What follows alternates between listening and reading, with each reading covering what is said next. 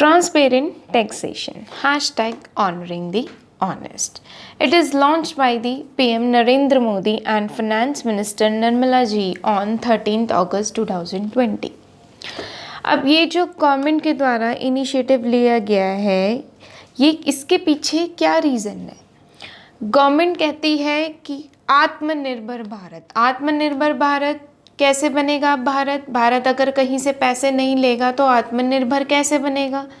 Government को development expenditure करना है, नॉन डेवलपमेंट एक्सपेंडिचर करना है, अब उसके लिए पैसा चाहिए। पैसा कहाँ से आएगा? टैक्सेशन से।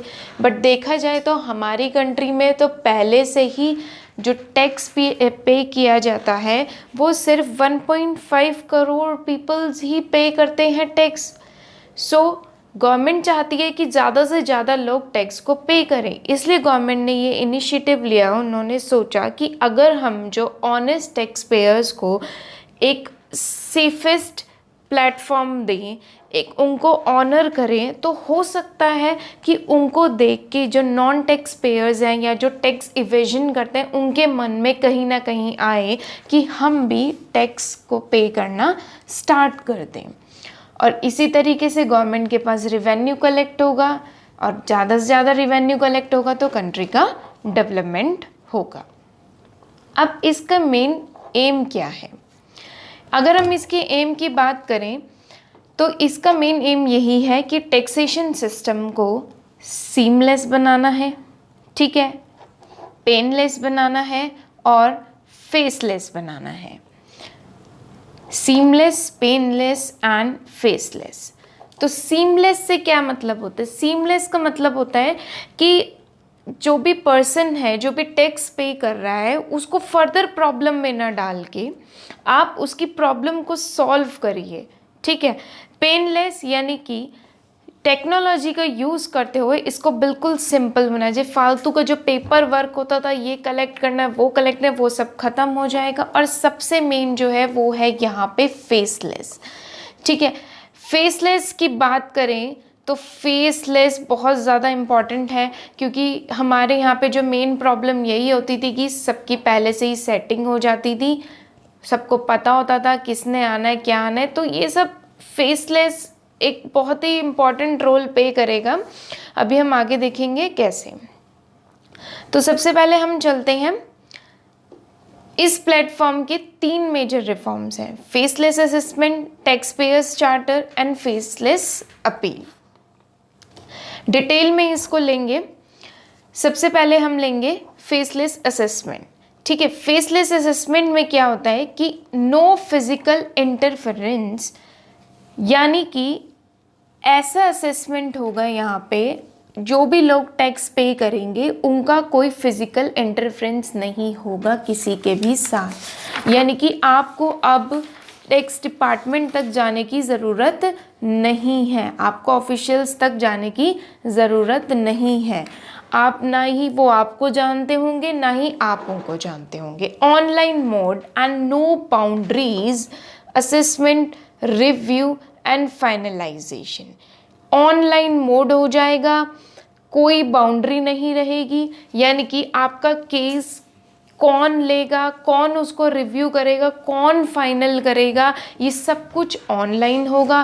प्लस इसमें जो मेन है नो बाउंड्रीज, यानी कि इट्स नॉट नेसेसरी कि अगर आप करनाल में रहते हैं तो आपका केस जो है वो करनाल में ही असेस किया जाएगा, देन रिव्यू करनाल में। अगर इट्स नॉट नेसेसरी, हो सकता है कि करनाल का केस मेरठ में चला जाए, मेरठ का केस बुलंदशहर में चला जाए, तो इसकी कोई बाउंड्री नहीं रहेगी। Third is your document identification number. अब जब ये ऑनलाइन होगा तो इसके लिए एक जो टैक्स पेयर है उसकी पहचान जो है वो DIN से जानी जाएगी, ठीक है। फेसलेस असेसमेंट, किसी को पता ही नहीं होगा कि ये कौन है, सिर्फ उसका एक नंबर होगा, डॉक्यूमेंट आइडेंटिफिकेशन नंबर, जिससे उसका सारा वर्क होगा। वो उसको कोई ऑफिसर नहीं जानेगा और ना ही उसका कोई कांटेक्ट रहेगा किसी ऑफिसर के साथ। चलते हैं नेक्स्ट पे। नेक्स्ट जो हमारा है, इसमें सबसे पहले हम ये देखेंगे कि इसमें कुछ एक्सेप्शंस भी हैं, लेकिन इसमें कुछ एक्सेप्शंस भी हैं। एक्सेप्शंस कैसे हैं कि यहाँ पे अगर कोई ब्लैक मनी का केस है, कोई बेनामी प्रॉपर्टी का केस है, कोई सीरियस फ्रॉड होता है या कोई सेंसिटिव केस होता है, तो वहाँ पे ये फिजिकल इंटरफेरेंस ख़त्म हो जाएगा। वहाँ पे ऑफिसर्स पूरी प्रॉपर तरीके से देखेंगे कौन है कैसे है, पूरी जांच करी जाएगी उसकी, ऑनलाइन मोड जो होगा, लेकिन जो फिजिकल इंटरफेरेंस है वो कहीं ना कहीं करना पड़ेगा। Now moving on to next, tax payers charter. Tax payers charter क्या कहता है कि ऐसा ट्रीटमेंट दीजिए आप टैक्स पेयर को कि वो बिल्कुल फेयर हो, ठीक है, उसमें किसी भी तरीके का कुछ गलत, जितना उसका टैक्स बनता है आप उतना ही उससे टैक्स कलेक्ट करिए, आप टाइम से टैक्स को कलेक्ट करिए, ठीक है, करेक्ट अमाउंट लीजिए।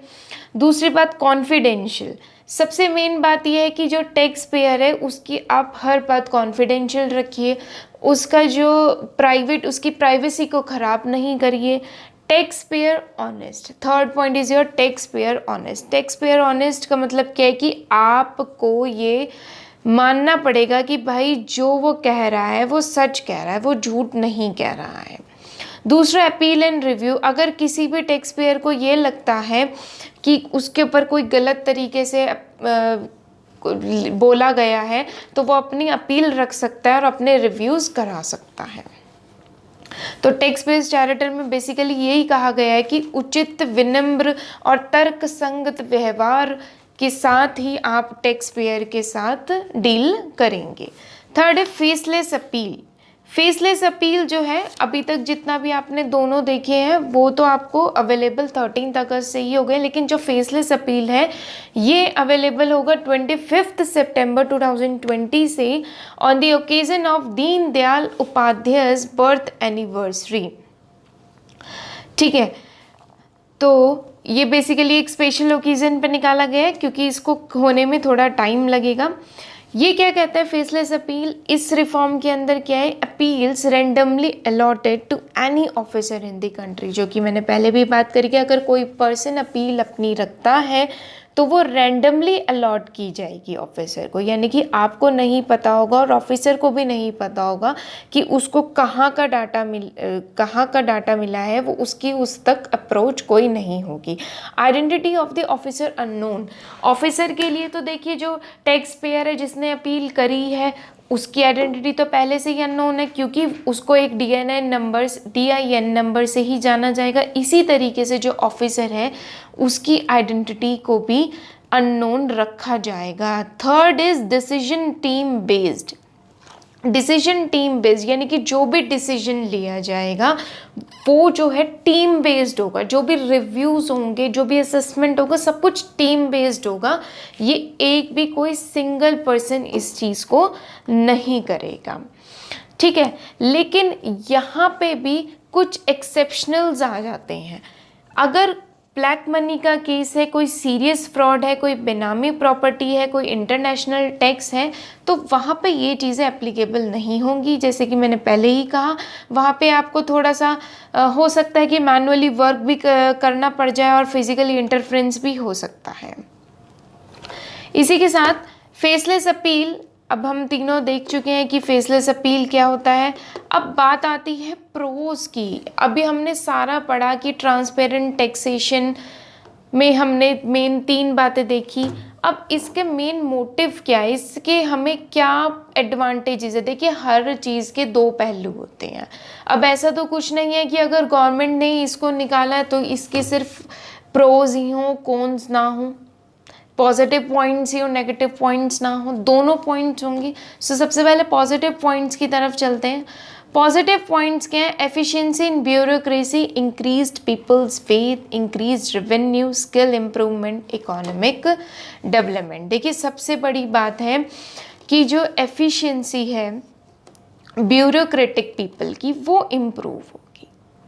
जब ये ऑफलाइन मोड होगा नहीं, ऑनलाइन मोड होगा, तो उनके हाथ में कुछ होगा नहीं, तो इट्स ऑब्वियस कि अपने आप उनकी कैपेसिटी जो होगी वर्क करने की वो और एफिशिएंट होगी। प्लस वो और जो हमारा करप्शन है, जो हमारी मेन मोटिव क्या है कि करप्शन को ख़त्म करना है, वो करप्शन ख़त्म होगा। लोगों का विश्वास बढ़ेगा गवर्नमेंट की तरफ, क्योंकि अगर इतना ट्रांसपेरेंट सिस्टम होगा तो लोग जो है गवर्नमेंट पे ज़्यादा ट्रस्ट करने लग जाएंगे। जब लोग जो है वो ज़्यादा फेथ करेंगे तो फेथ की वजह से जो है रेवेन्यू वो ज़्यादा से ज़्यादा अर्न होगा। ठीक है, जब रेवेन्यू ज़्यादा अर्न होगा तो कंट्री के पास ज़्यादा क्या आएगा, पैसा आएगा। पैसा आएगा तो उसकी वजह से ज़्यादा इंफ्रास्ट्रक्चर ज़्यादा होगा, तो अल्टीमेटली इकोनॉमिक डेवलपमेंट होगा। प्लस जब एफिशिएंसी आती है तो एफिशिएंसी से क्या होता है, ह्यूमन कैपिटल फॉर्मेशन होता है, यानी कि स्किल इम्प्रूवमेंट होती है। जब स्किल इम्प्रूवमेंट होगी तो उसकी वजह से भी क्या होगा, हमारी इकोनॉमी का डेवलपमेंट होगा। तो बहुत सारे फ़ायदे होते हैं, लेकिन जैसे कि मैंने अभी कहा कि हर चीज़ का कोई ना कोई नुकसान भी होता है। तो अकॉर्डिंग टू मी मुझे ऐसा लगता है कि भाई देखिए, जहाँ 10 लोगों का काम अब वो टेक्नोलॉजी के थ्रू एक ही बंदा करेगा तो कहीं ना कहीं बेरोज़गारी थोड़ी बहुत आएगी। कुछ कोई लोग, आप ये कह सकते हो कि कुछ लोग, या जिन लोगों को अभी इतना टेक्निक से वो अनअवेयर है, वो लोग कहीं ना कहीं अनएम्प्लॉयड हो जाएंगे। हमारी कंट्री जो कि एक लेबर सरप्लस इकोनॉमी है, जहाँ पे ऑलरेडी इतनी ज़्यादा पॉपुलेशन है, और अगर यहाँ पे लेबर इंटेंसिव टेक्निक एक तरीके की यूज़ करी जा रही है कि टेक्नोलॉजी का ज़्यादा यूज़ किया जा रहा है, लेबर का जो मैनुअली वर्क है वो बहुत कम है, तो कहीं ना कहीं बेरोज़गारी भी जाएगी। तो अगर आपको ये वीडियो अच्छी लगी हो तो प्लीज़ इसको लाइक करिए और इसको शेयर करिए और अच्छे अच्छे कमेंट्स करिए। थैंक यू, और बने रहिए इकोनॉमिक्स विद मेघा में।